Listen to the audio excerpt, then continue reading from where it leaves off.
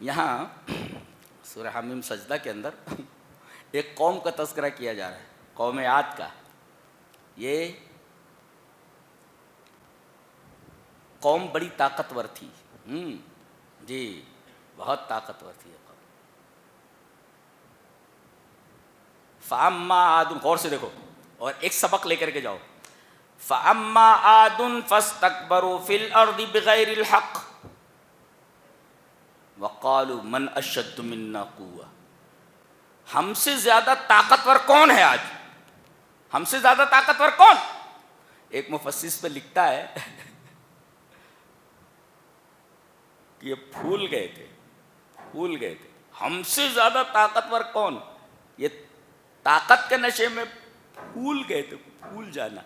اور فرمایا گیا من انتفخ طار، جو پھول جاتا ہے وہ اڑ جاتا ہے۔ بہت اچھا تفسیر ہے کسی مفسر کا، انہوں نے کہا ہم سے زیادہ طاقتور کون؟ پھول گئے۔ مفسر نے کہا من انتفخ طار، جو پھول جاتا ہے وہ اڑ جاتا ہے۔ جیسے غبارہ پھول گیا، جب تک اسے پھلاؤ نہ ہاتھ میں لے سکتے ہیں آپ، لیکن اگر غبارے کو پھلا دو تو اڑ جاتا ہے۔ من انتفخ طار، جو پھول جائے وہ اڑ جاتا ہے۔ یہ پھول گئے، اللہ تبارک تعالیٰ نے انہیں اڑا دیا۔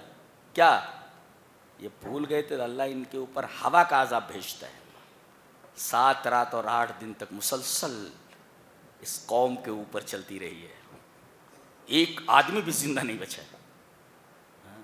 تباہ و برباد کر دیا گیا، پورے شہر کو تباہ و برباد کر دیا گیا۔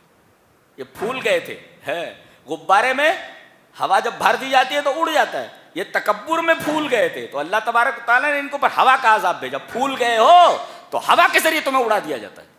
7 رات اور 8 دن تک یہ ہوا چلتی رہی، ریح صرصر کہا گیا اس کو۔ فَأَرْسَلْنَا عَلَيْهِمْ رِيحًا صَرْصَرًا، ہم نے ریح صرصر کو، تیز چلنے والی ہوا کو ان کے اوپر بھیجا، خوفناک رفتار میں۔ یہی ہوا ہے، اگر یہ نہ رہے ہم زندہ نہیں رہ سکتے۔